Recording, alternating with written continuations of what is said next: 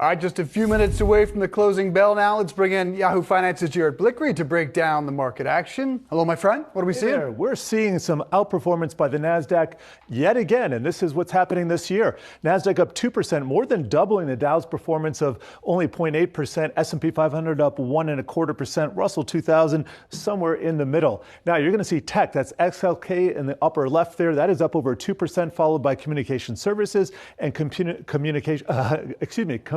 discretionary. There we go. Discretionary category is up 1.6%. Now, this is interesting because guess what? The best performing sector of the year is it's XLC, that's communication services. Yet on a trailing one-year basis, you'll see that this is the worst sector. It's down 25%, down considerably more last year. So let me just show you what's going on inside the sector here, also formerly the telecommunications sector. So I'm going to turn this back to a year-to-date board and just kind of show you what's going on. And I looking at this today because Spotify happens to be a member of this group. Of course, that's been in the news because of the job cuts, and you can see over the last year, this is a very depressed stock, though it is up considerably off those lows on a percentage basis. You can see down almost 50% year over year.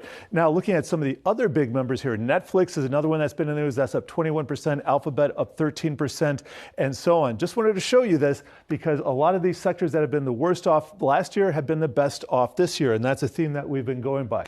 Now, I want to show you Bitcoin as well because if you've been paying attention to the news, hope you have, it is broken to the upside, and let me just put this on an intraday basis for our heat map. You can see it's up 2% over the last 24 hours.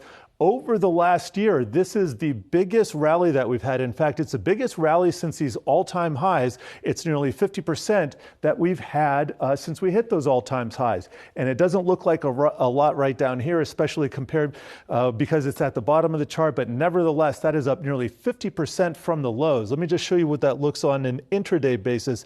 Here is a 2-month look at Bitcoin. So we can see that liftoff right here. We'll have to see if this continues, but 20,000 is my line in the sand for Bitcoin. Now, we want to get to the retail sector as well. Let me see if I can find this. Here we go. E-commerce has really been picking up here, and Shopify is the stock that we want to concentrate on right now. Shopify having its best day since November, and this is after Deutsche Bank raises its recommendation on the e-commerce play to buy from hold with a price target of $50.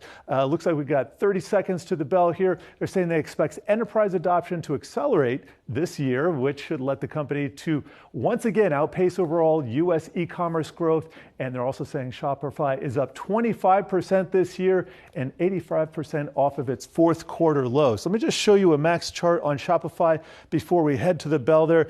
Looking like a lot of those other pandemic charts, long way to go.